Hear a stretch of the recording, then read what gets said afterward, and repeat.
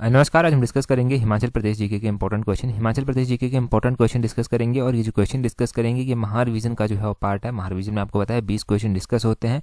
हर एक क्वेश्चन से 5 important question और टोटल 100 से ज़्यादा क्वेश्चन जो है हम डिस्कस कर लेते हैं।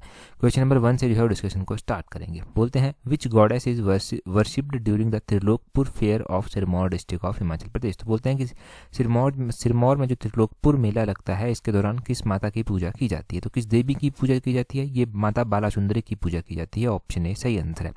देखो सिरमौर में है ये त्रिलोकपुर मंदिर। इस मंदिर की स्थापना जो था वो 1573 में करवाई गई थी। 1573 में इस मंदिर की स्थापना किसके द्वारा करवाई गई थी? तो आपने ध्यान रखना है कि राजा दीप प्रकाश के द्वारा इसकी स्थापना करवाई गई थी। ये मंदिर देखो माता बालासुंदरी को समर्पित है। तो त्रिलोकपुर जो मेला होता है इस दौरान माता बालासुंदरी की जो है वो पूजा की जाती है। यहाँ से ये भी पता चलना चाहिए आपको। सिरमौर में जो इंपॉर्टेंट मंदिर है उसमें कौन कौन से मंदिर आते हैं? तो सिरमौर में एक तो गायत्री मंदिर आता है जो कि रेणुका में जो है वो स्थित है। रेणुका जो झील है ना, रेणुका झील, उसके लेफ्ट बैंक पर जो है ये स्थित है। सिरमौर में जगन्नाथ मंदिर आता है जो कि 1681 में बुद्ध प्रकाश राजा के द्वारा जो था वो बनवाया गया था। सिरमौर में जो है वो कटाशन मंदिर भी आता है। कटाशन मंदिर जो था वो राजा जगत प्रकाश के द्वारा जो था वो बनवाया गया था, इसका निर्माण करवाया गया था। और आपने ध्यान रखना है देई साहिब मंदिर, ये जो देई का मंदिर है ये कहाँ पर आता है? ये भी सिरमौर के पांवटा साहिब में जो है वो आता है। तो यहाँ से ये इंपॉर्टेंट मंदिर हो गए सिरमौर के जो आपको ध्यान रखने हैं। अगला क्वेश्चन देखिए क्या बोलते हैं। बोलते हैं around which month is Chairwal festival celebrated in Himachal Pradesh. तो फिर से चैरवल फेस्टिवल के बारे में बात हो रही है। अभी तो सिर्फ आपको ऑप्शन ढूंढने की जरूरत पड़नी चाहिए, देखने की जरूरत नहीं कि कौन सा होगा, क्योंकि इसके ऊपर मैं अलग से वीडियो बना चुका हूँ। देखो चैरवल फेस्टिवल जो है बाधों के महीने में मनाया जाता है। बाधों के महीने में मनाया जाता है। ऑप्शन सी सही आंसर है। ये जो है वो डिस्ट्रिक्ट चंबा में चैरवल फेस्टिवल मनाया जाता है। मिडिल ऑफ अगस्त में मनाया जाता है। इस दिन किसान जो है वो अपने जो बैल होते हैं उनको नहीं जोतते। लगभग पूरे 1 महीने तक जो है वो किसान अपने बैलों को नहीं जोतते। कुल्लू में इसको भद्रांजो कहा जाता है। चंबा में इसको पतरोरू जो है वो कहा जाता है। ये पता चला इसको बाधों के महीने में ये मनाया जाता है। अगले क्वेश्चन में बोलते हैं which river separate Sirmaur from Jaunsar. तो बोलते हैं कि कौन सी नदी ऐसी है जो सिरमौर को जौनसार से जो है वो अलग करती है। तो सिरमौर को जौनसार से अलग करने वाली नदी है इनमें से टॉन्स नदी। टॉन्स ऑप्शन ए जो है वो सही आंसर हो जाएगा। ऑप्शन ए टॉन्स जो है वो सही आंसर है। अब टॉन्स की बात हो रही है तो टॉन्स जो है वो यमुना की सहायक नदी है। यमुना की सहायक नदी है। ये यमुना को कालसी नामक स्थान पर जो है वो ज्वाइन करती है। उससे पहले रूपिन और सुपिन 2 नदियां होती हैं। जब वो मिलती हैं नैतवार जो कि उत्तराखंड में पड़ता है वहाँ पर आकर तो ये टॉन्स के नाम से जानी जाती हैं। फिर ये हिमाचल में भी एंटर करती हैं, यमुना में आकर मिलती हैं। यमुना की और भी इंपॉर्टेंट सहायक नदियाँ हैं जिसमें यमुना की टॉन्स जो है वो सहायक नदी है। इंपॉर्टेंट पब्बर हो गया, गिरी हो गया, जलाल हो गया, ये यमुना की इंपॉर्टेंट सहायक नदियाँ आती हैं।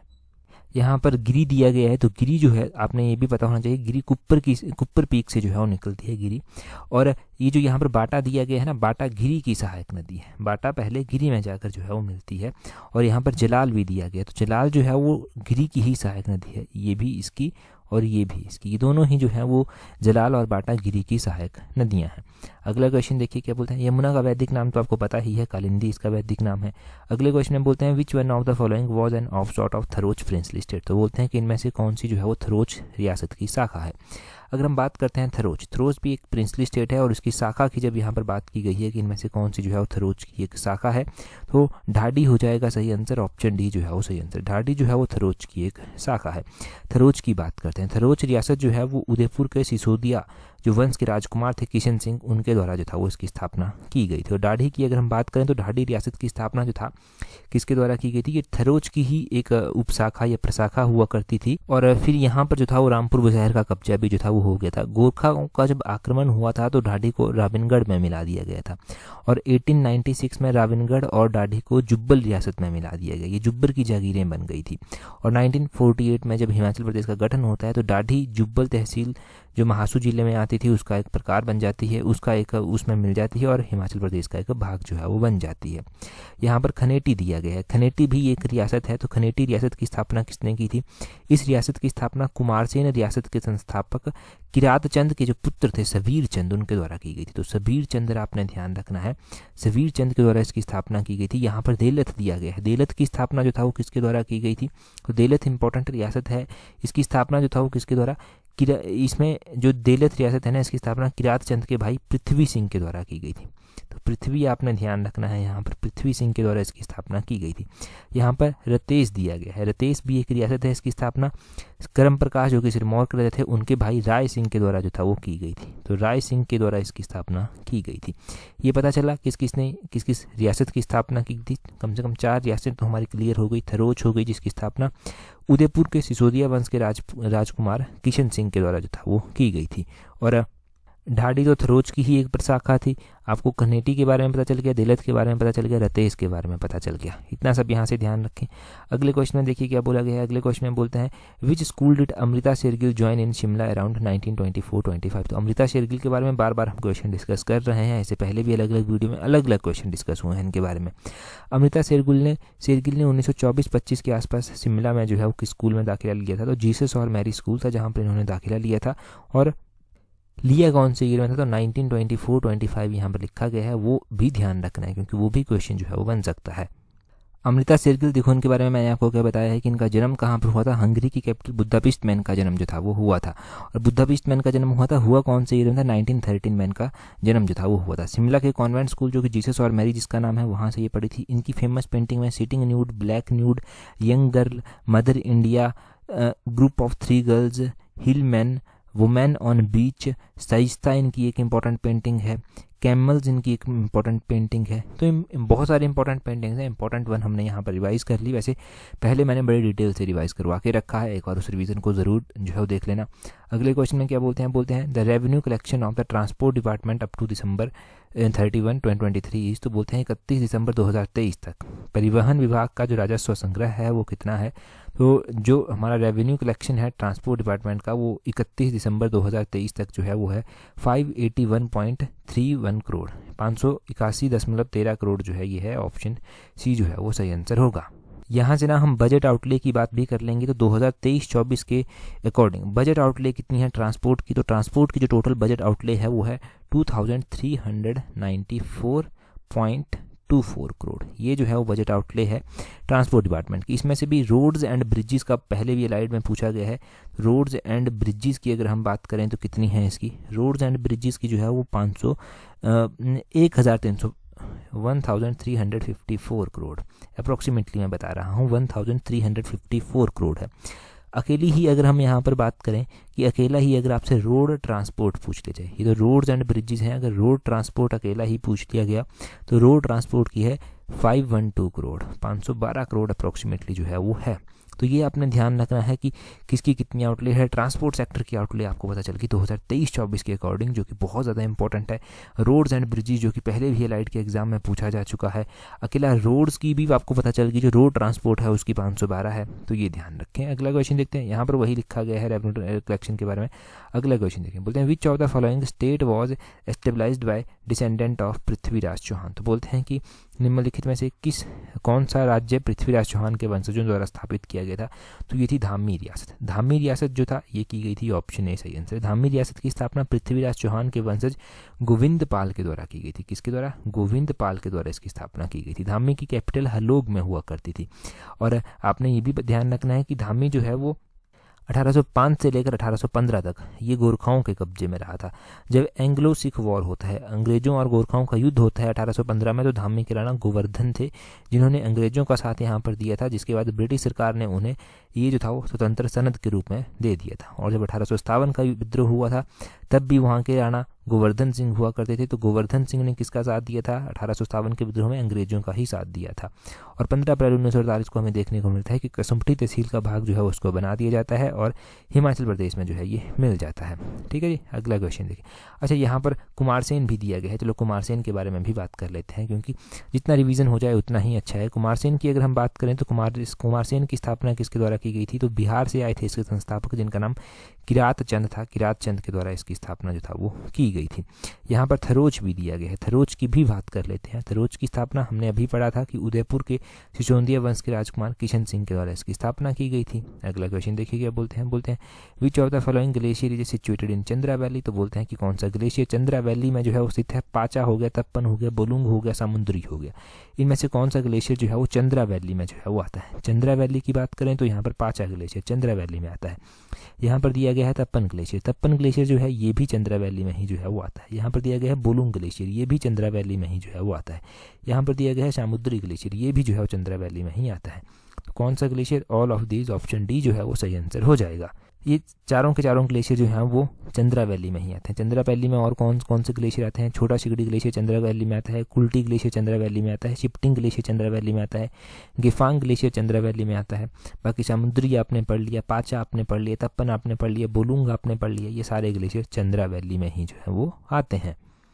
अगला क्वेश्चन देखिए, बोलते हैं in which year administrative reform unit set up in Himachal Pradesh. तो बोलते हैं कि हिमाचल प्रदेश में प्रशासनिक सुधार इकाई की स्थापना किस वर्ष की गई थी? हिमाचल प्रदेश में ये प्रशासनिक सुधार इकाई 1964 में स्थापित की गई थी। ऑप्शन सी जो है वो सही आंसर है। 1948 में हिमाचल प्रदेश का जन्म होता है, 30 छोटी बड़ी रियासतों को मिलाकर जन्म होता है। 1951 में ये पार्ट सी स्टेट बन जाता है। फिर उसके बाद क्या होता है, जो चीफ कमिश्नर होते हैं उनको रिप्लेस कर दिया जाता है, लेफ्टिनेंट गवर्नर से जो है वो रिप्लेस कर दिया जाता है, और 36 मेंबर ऑफ लेजिस्लेटिव असेंबली जो है बनाए जाते हैं, जिसके लिए इलेक्शन होते हैं। कांग्रेस पार्टी जो है 24 सीटों के ऊपर जीतती है। वाई एस परमार जो है वो मुख्यमंत्री पहले बनते हैं हिमाचल प्रदेश के, मार्च 1952 की ये बात है। और 3 मिनिस्टर जो हैं वो बनाए जाते हैं उस टाइम।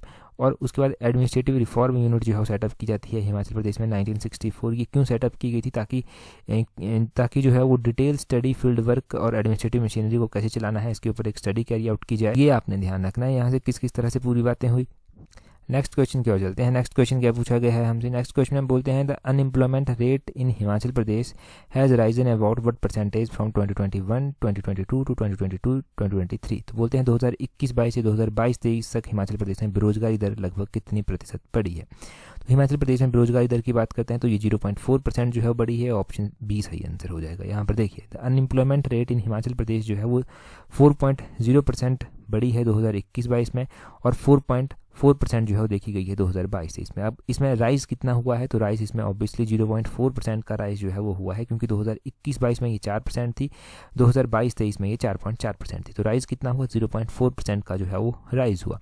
अनएम्प्लॉयमेंट रेट की अगर हम बात करें तो इसका और भी हमें स्टेटस देखने को मिलता है, जैसे कि इसका जो है 3.3% जो है वो मेल्स में देखने को स्टेटस मिला, 3.8% जो है वो फीमेल्स में देखने को मिला। ये रूरल एरियाज़ की बात हो रही है, रूरल क्षेत्रों में। और दूसरी ओर देखा जाए तो 6.3% जो है वो मेल्स में देखने को मिला, और 30.6% जो है वो फीमेल्स में देखने को मिला अर्बन एरियाज़ में। तो ये आपने ध्यान रखना है। क्या पता चला यहाँ पर 3.3% जो है वो मेल्स का है, 3.8% जो है वो फीमेल्स का है। ये है कहाँ पर? रूरल एरियाज़ में। और दूसरी ओर हमें पता चलता है कि 6.3% जो है वो मेल्स का है, 30.6% जो है वो फीमेल्स का है।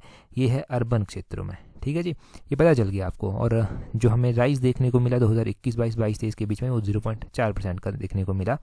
अगला क्वेश्चन देखिए हमारे पास क्या पूछा गया है। अगले क्वेश्चन में बोलते हैं पाठशाला आयुष वाटिका का उद्घाटन कब किया गया था? पाठशाला आयुष वाटिका वॉज इनॉग्रेटेड ऑन। पाठशाला आयुष वाटिका जो है वो 8 अगस्त 2022 को जो था वो इनॉग्रेट की गई थी। इसका सही आंसर क्या हो जाएगा? 8 अगस्त 2022। ऑप्शन सी जो है वो सही आंसर है। इस दिन इसको इनॉग्रेट किया गया था। यहाँ पर देखिए पाठशाला आयुष वाटिका जो था वो क्रिएट किया गया था ताकि जो ट्रेडिशनल सिस्टम है मेडिसिन का जो है वो उसकी इंपॉर्टेंस, हर्बल प्लांट्स, स्कूल्स जाने वाले बच्चे जो हैं इनको जो है वो इसके बारे में पता चले, इसको रिवाइव करने की बात कही गई एक तरह से जो ट्रेडिशनल सिस्टम है मेडिसिन का। और 8 अगस्त 2022 को जो है उसको इनॉग्रेट किया गया। गवर्नर जो हिमाचल प्रदेश के हैं उनके द्वारा इसको जो है वो इनॉग्रेट किया गया था। कहाँ से किया गया था? गवर्नमेंट सीनियर सेकेंडरी स्कूल बल्दियान जो शिमला में पड़ता है वहाँ से इसको किया गया था। स्कूल में जो है वो आयुष गार्डन भी एस्टेबलाइज किया गया, जिसमें 200 स्कूल जो है वो सिलेक्ट किए गए हैं। और ये एजुकेशन डिपार्टमेंट के द्वारा जो है वो स्कूल्स को सिलेक्ट किया गया है। और यहाँ पर जो है वो आयुष विभाग जो है ना, आयुष डिपार्टमेंट में है, वो भी साथ में जो है वो जुड़ा हुआ है। इसमें 60,792 मेडिसिनल प्लांट जो है वो फ्री ऑफ कॉस्ट जो है स्कूलों को दिए जाएंगे ताकि उनकी प्लांटेशन स्कूल्स में की जा सके। अगले क्वेश्चन में बोलते हैं who was second chief justice of Himachal Pradesh after M H. Beg. तो बोलते हैं कि एम.एच. बेग के द्वारा जो है बात जो है वो हिमाचल के दूसरे जो मुख्य न्यायाधीश थे वो कौन थे? देखो पहले की बात तो हम बहुत बार करते हैं कि पहले जो हिमाचल के जो हाई कोर्ट के जो चीफ जस्टिस थे वो कौन थे? वो थे जस्टिस एम.एच. बेग। परंतु दूसरे कौन थे? दूसरे की बात भी पता होनी चाहिए। आर.एस. पाठक थे दूसरे। ऑप्शन ए जो है वो सही आंसर है। पहले जो हमारे पास हमें देखने को मिलता है कि चीफ जस्टिस बनते हैं वो 25 जनवरी को बनते हैं। 1971 ईयर था, क्योंकि 1971 में ही हिमाचल प्रदेश हाई कोर्ट की स्थापना हुई थी। और ये 9 दिसंबर 1971 तक जो है वो इसी पोस्ट पर बने रहते हैं। फिर बारी आती है दूसरे की। दूसरे जो हिमाचल प्रदेश के चीफ जस्टिस बनते हैं वो जस्टिस आर.एस. पाठक बनते हैं। ये 18 मार्च को बनते हैं। 1972 ईयर था। और कब तक ये रहते हैं? तो इनके रहने की बात ये है कि ये 19 फरवरी 1978 तक इस पोस्ट पर बने रहते हैं। अगर हम इसी तरह बात करते हैं कि हिमाचल प्रदेश हाई कोर्ट की पहली महिला चीफ जस्टिस भी बनी थी, वो कौन बनी थी? वो जस्टिस लीला सेठ जो था वो बनी थी। कब बनी थी ये? तो ये 6 तारीख को बनी थी। 6 तारीख को बनी थी, अगस्त महीना था। और ईयर कौन सा था? ईयर बहुत इंपॉर्टेंट है, 1991 ईयर था। कब तक ये रही थी? तो 19 अक्टूबर तक ये रही थी। और ईयर कौन सा था जब तक ये रही थी? तो 1992 तक ये रही थी। तो ये आपने लीला सेठ के बारे में भी ध्यान रखना है। ये पहली महिला चीफ जस्टिस है, तो इनका नाम बहुत इंपॉर्टेंट जो है वो हिमाचल जीके में हो जाता है। अगले क्वेश्चन में बोलते हैं of the following who got the Parshuram award in sports in wrestling in Himachal Pradesh in 2012। तो बोलते हैं 2012 में हिमाचल प्रदेश में कुश्ती में जो परशुराम अवार्ड दिया गया वो किसको दिया गया? तो 2012 में जॉनी चौधरी को दिया गया था। ऑप्शन बी जो है वो सही आंसर हो जाएगा। देखो, जॉनी चौधरी जो है वो कौन से खेल से संबंधित है? ये परशुराम रेसलिंग से जो है वो जुड़े हुए हैं और इनको परशुराम अवार्ड मिल चुका है। अच्छा, यहाँ पर ना आपने क्या ध्यान रखना है? यहाँ पर आपने ध्यान रखना है कि अलग अलग कैटेगरीज में ना अलग अलग अवार्ड मिल चुके हैं। जैसे कि अजय ठाकुर को जो है वो परशुराम अवार्ड मिल चुका है। अजय ठाकुर को परशुराम अवार्ड के अलावा जो है वो अर्जुन अवार्ड भी मिल चुका है, पद्मश्री अवार्ड भी मिल चुका है। अब अजय ठाकुर जो है वो कौन से खेल से जुड़े हुए हैं? तो वो कबड्डी से जो है वो जुड़े हुए हैं। दूसरा आपने ध्यान रखना है कि परशुराम अवार्ड जो है वो सुमन रावत को भी मिला। सुमन रावत को सबसे पहला परशुराम अवार्ड मिला। परशुराम अवार्ड के अलावा उनको अर्जुन अवार्ड भी जो है वो मिल चुका है। सुमन रावत को जो है वो परशुराम अवार्ड तो मिला, सबसे पहली परशुराम अवार्ड जीतने वाले एथलीट बने थे, परंतु उसके अलावा उनको जो है वो अर्जुन अवार्ड भी मिला है। परशुराम अवार्ड में ही वीरेंद्र सिंह का नाम आता है जो कि बॉक्सिंग से जुड़े हुए हैं। परशुराम अवार्ड में ही जो है वो कुमारी उमा का नाम आता है जो कि स्कीइंग से जुड़ी हुई हैं। परशुराम अवार्ड में ही राजीव अय्यर का नाम आता है जो कि क्रिकेट से जो है वो जुड़े हुए हैं। तो ये कुछ इंपॉर्टेंट अवार्ड ही मैंने आपको बता दिए जो अलग अलग स्पोर्ट्स से जुड़े हुए हैं। अगले क्वेश्चन में क्या बोलते हैं Himachal Pradesh assembly passed the Panchayati Raj act 1994 which was implemented on. तो बोलते हैं कि हिमाचल प्रदेश विधानसभा में पंचायती राज अधिनियम 1994 पारित किया गया था। इसे कब लागू किया गया था? तो 1994 का जो एक्ट पारित किया गया था इसको 23 अप्रैल 1994 को जो था वो क्या किया गया था? 23 अप्रैल 1994 को लागू किया गया था। एक तो सीधा और बहुत ही आसान क्वेश्चन यहाँ से बनता है कि प्रेजेंट टाइम में हिमाचल प्रदेश में कितनी पंचायतें हैं? वो आप कमेंट करके बता देंगे। यहाँ से नहीं जानने का ज़्यादा, यहाँ से इतना ही जानते हैं। पूछा गया तो डायरेक्टली पूछा जाएगा, बड़े डेप्थ में भी जाएंगे तो कोई फ़ायदा नहीं होगा भी। अगले क्वेश्चन में बोलते हैं which of the following district of Himachal Pradesh had lowest density per square kilometre of population as per census 2011। तो बोलते हैं कि हिमाचल प्रदेश की 2011 की जनगणना के अनुसार निम्नलिखित में से किस जिले में जनसंख्या की प्रति किलोमीटर सघनता जो है वो सबसे कम है? तो वो है इनमें से चंबा की। ऑप्शन डी सही आंसर हो जाएगा। यहाँ पर तो हम जानेंगे हिमाचल की डेंसिटी और अलग अलग डिस्ट्रिक्ट्स की डेंसिटी हम जानेंगे। पहले तो पूरे हिमाचल की 2011 की जनगणना के अनुसार 123 जो था वो डेंसिटी थी, ये पता चला। दूसरा ध्यान रखना है कि सबसे अधिक डेंसिटी हमीरपुर की थी, वो थी 407, ये भी पता होना चाहिए। कांगड़ा की कितनी थी? कांगड़ा की डेंसिटी आपने 263 जो है वो ध्यान रखनी है। ऊना की कितनी थी? ऊना की डेंसिटी आपने ध्यान रखनी है 338 जो था वो ये थी, 338 थी। चंबा की डेंसिटी ध्यान रखनी है, चंबा की डेंसिटी थी 80। तो इनमें से जो लोएस्ट हुई डेंसिटी वो चंबा की हुई। पूरे ओवरऑल हिमाचल में अगर आप डेंसिटी देखेंगे तो लाहौल स्पीति की डेंसिटी सबसे कम है, वो है 2। लाहौल स्पीति की डेंसिटी सबसे कम है 2। ये पता चल गया आपको डेंसिटी किस डिस्ट्रिक्ट की जो है वो कितनी है। ये जो 4-5 डिस्ट्रिक्ट हमने कवर किए यहाँ से। अगले क्वेश्चन में देखिए बोलते हैं total number of tourist arrival in Himachal Pradesh for year 2022। तो ये 2022 का डाटा पूछा गया है। एक्चुअली में तो एग्जाम में आपसे 2023 का भी पूछा जा सकता है, तो 2022 तक ही पहले हम बात करेंगे। 2022 तक जो है वो यहाँ पर कितने टूरिस्ट आकर पहुँचते हैं? तो 1,51,02,77 टूरिस्ट जो है वो यहाँ पर आकर पहुँचते हैं 2022 तक। ऑप्शन ए जो है वो सही आंसर हो जाएगा। परंतु यहाँ पर हम बात करेंगे अभी हम 2023 तक कितने पहुँचे, क्योंकि लेटेस्ट डाटा हमारे पास 2023 का है। तो 2023 तक हमारे पास कितने टूरिस्ट आकर पहुँचते हैं, कितने फॉरेन टूरिस्ट होते हैं, पूरी बात जानेंगे। दिसंबर 2023 तक हमें देखने को मिला कि हिमाचल प्रदेश में 160.05 लाख टूरिस्ट जो हैं वो पहुंचते हैं टोटल। और इसमें से अगर हम बात करते हैं कि डोमेस्टिक टूरिस्ट यानी कि जो कि इंडियन टूरिस्ट थे वो कितने थे, तो इंडियन टूरिस्ट इसमें से थे 159.42 लाख। ये जो था वो इंडियन टूरिस्ट थे। अगर हम बात करते हैं कि फॉरेन टूरिस्ट कितने थे, तो फॉरेन टूरिस्ट थे 0.63 लाख। ये पता चला आपको 2023 तक का डाटा। अभी ज़्यादा कंफ्यूज नहीं करूँगा, 2023 तक का ये डाटा है हमारे पास। इसके अकॉर्डिंग हमने जान लिया। टेस्ट सीरीज अगर आपने ज्वाइन की है तो वहाँ पर हमने ये क्वेश्चन भी पढ़ा था कि टूरिस्ट से या फिर यूँ कहिए जो टूरिज्म सेक्टर है हिमाचल प्रदेश का वो हिमाचल की जीडीपी में कितना कॉन्स्टिट्यूट करता है, तो वो 7.0% जो है वो कॉन्स्टिट्यूट करता है। एलाइड की टेस्ट सीरीज ज्वाइन करनी है तो नीचे डिस्क्रिप्शन बॉक्स कमेंट बॉक्स में उसका लिंक दिया गया है, वहाँ से अवेल कर सकते हैं। अगले क्वेश्चन में देखिए क्या बोलते हैं अकीका is a birth custom among which of the following.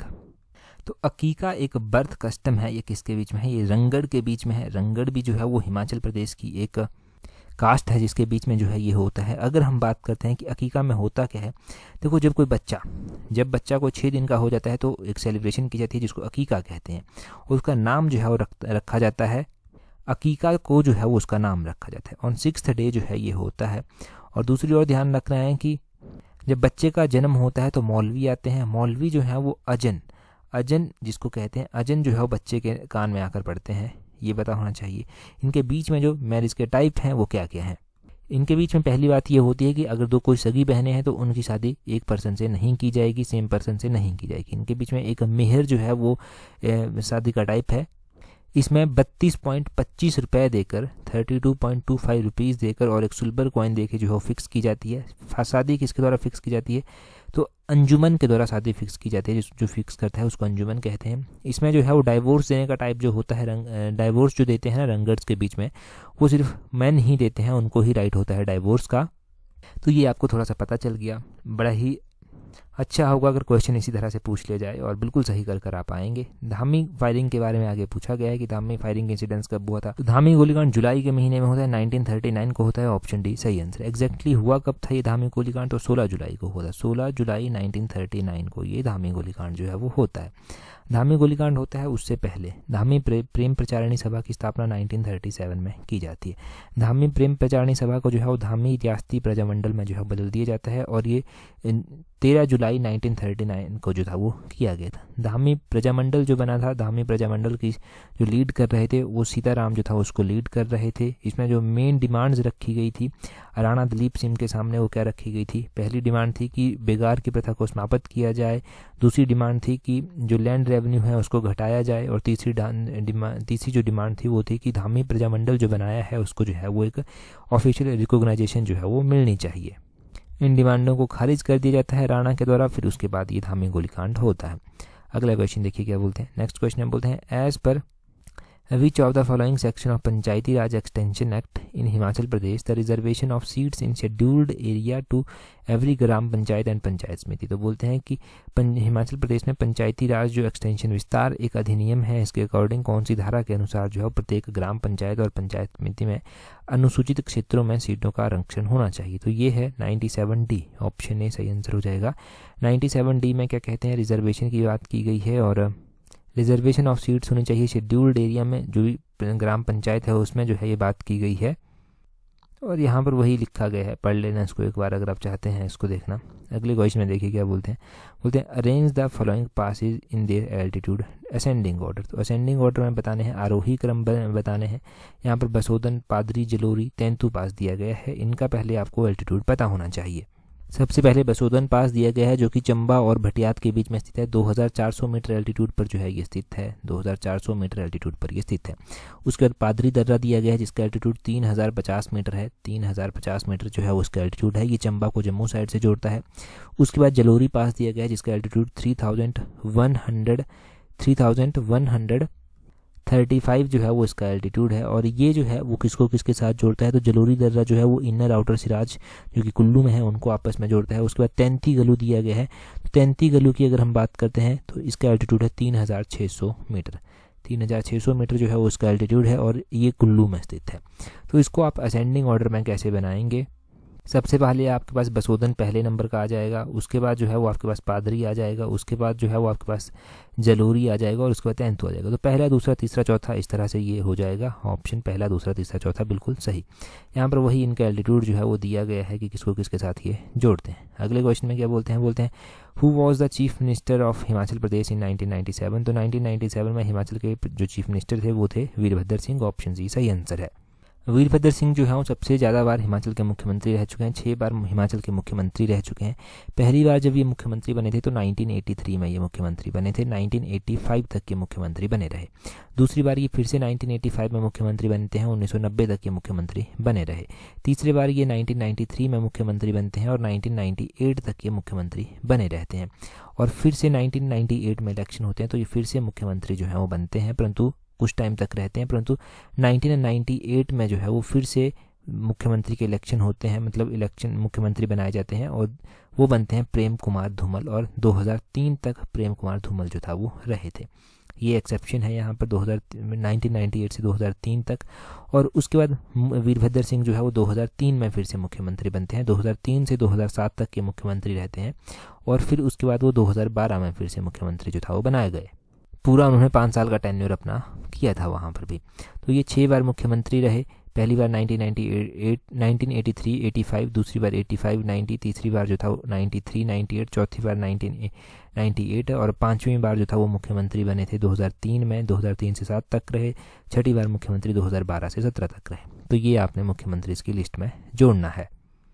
1997 exceptional यहाँ पर पूछ लिया गया था ऐसे ही कहीं से भी, तो ये आपने देख लिया। अगले क्वेश्चन में क्या बोलते हैं which of the following is not correctly matched with its district. यहाँ पर अमृत सरोवर जो है वो दिए गए हैं 2022-23 के। तो अमृत सरोवर अगर आप 2022-23 के देखेंगे, ध्यान देने वाली बात यह है कि अमृत सरोवर जो है वो 2022-23 के यहाँ पर पूछे गए हैं। तो नॉट करेक्टली मैच है किन्नौर में 5 अमृत सरोवर नहीं है। देखते हैं किस जिले में कितने अमृत सरोवर हैं। बिलासपुर में 1 भी नहीं है, चंबा में 2 हैं, हमीरपुर में 3 है और कांगड़ा में 4 हैं। अगर हम किन्नौर की बात कर रहे थे तो किन्नौर में जो है 5 अमृत सरोवर आते हैं, कुल्लू में 28 है, लाहौल स्पीति में 1 भी नहीं है, मंडी में जो है वो 15 है, शिमला में 2 है, सिरमौर में 20 है, सोलन में 5 है, ऊना में 4 है। देखिए अमृत सरोवर योजना हिमाचल प्रदेश में जो था 24 अप्रैल 2022 को जो था वो लॉन्च की गई थी, इनॉग्रेट की गई थी और इसके तहत अलग अलग अमृत सरोवर आते हैं। टोटल नंबर अमृत सरोवर जो था वो 86 थे। अगर हमारे पास जो डाटा पड़ा था 2022 तक 22-23 का उसके अकॉर्डिंग, और डिस्ट्रिक्ट वाइज हमने जान लिया, परंतु यही डाटा जो है वो 2023-24 में जो है वो चेंज भी हो जाता है। 2023-24 में ये डाटा चेंज हो जाता है तो किस तरह का डाटा रहता है। Total number of Amrit Sarovar जो है हमारे पास 97 जो है वो हो जाते हैं। 97 जो है वो total number of Amrit Sarovar जो हो जाते हैं। और ऐसे कौन से जिले थे जहाँ पर एक भी अमृत सरोवर नहीं था। 2023-24 के अकॉर्डिंग बात कर रहा हूँ मैं, अब मैं 2023-24 की बात कर रहा हूँ। तो 2023-24 के अकॉर्डिंग चंबा में एक भी अमृत सरोवर नहीं था, लाहौल स्पीति में एक भी अमृत सरोवर नहीं था। ये 2 डिस्ट्रिक्ट ऐसे थे सिर्फ और सिर्फ। और किन्नौर की अगर हम बात करेंगे 2023-24 में, तो किन्नौर में 3 अमृत सरोवर जो था वो थे। 1 की तैयारी कर रहे हैं तो टेस्ट सीरीज प्रैक्टिस कर सकते हैं। टेस्ट सीरीज का लिंक नीचे डिस्क्रिप्शन बॉक्स कमेंट बॉक्स में दिया गया है। क्वेश्चन देखिए, क्वेश्चन में बोलते हैं according to the folk tale whose cows did Baba Balaknath graze. तो बोलते हैं लोक गाथा के अनुसार बाबा बालकनाथ जी ने जो है वो किस स्त्री की गऊँ जो था वो चराई थी। तो किस माता की गऊँ चराई थी बाबा बालकनाथ जी ने, ये आप कमेंट करके बताएंगे। इस क्वेश्चन को हम डिस्कस कर चुके हैं, अभी रिवीजन आपका हो जाएगा, जल्दी से कमेंट करके बता दीजिए। व्हाट्सएप ग्रुप पर जरूर ज्वाइन कर लेना अगर अभी तक नहीं किया है। व्हाट्सएप का लिंक जो है टेलीग्राम पर भी मिल जाएगा, नीचे डिस्क्रिप्शन बॉक्स में भी मिल जाएगा। टेलीग्राम पर ज्वाइन करने के लिए अपने टेलीग्राम से @allexam31 सर्च करना, आपको हमारा टेलीग्राम चैनल मिल जाएगा। तो टेलीग्राम पर ज्वाइन कर लें, व्हाट्सएप पर नहीं किया है तो व्हाट्सएप पर भी कर लें। That's all, thank you very much for watching and listening with very patience.